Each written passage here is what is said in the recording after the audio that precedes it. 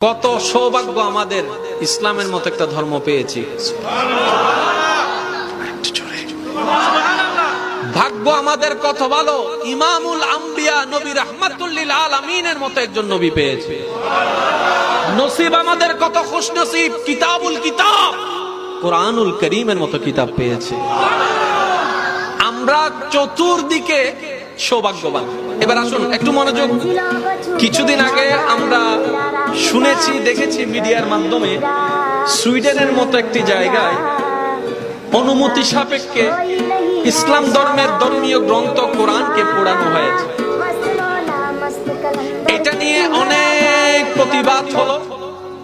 Recently news আসলো ওই Sweden সরকার ওই বিষয়কে সমাধান করার জন্য মুসলমানের পক্ষ থেকে একজন মুসলমানকে অনুমতি দিলেন।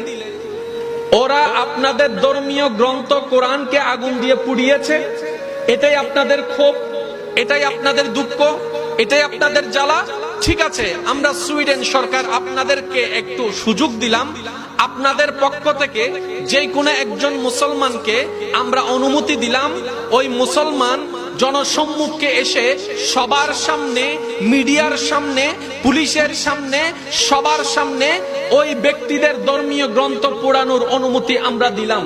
মুসলমানদের ধর্মীয় গ্রন্থ কোরআনকে তারা পুড়িয়েছে, সুতরাং তোমরা মুসলমানের পক্ষ থেকে তাদের ধর্মীয় গ্রন্থ, তাদের ধর্মীয় কিতাবকে তোমরা পোড়াও, আমরা তোমাদেরকে সেভ করব, আমরা তোমাদেরকে সিকিউরিটি দিব, কেউ তোমাদের উপর আঘাত করতে পারবে না।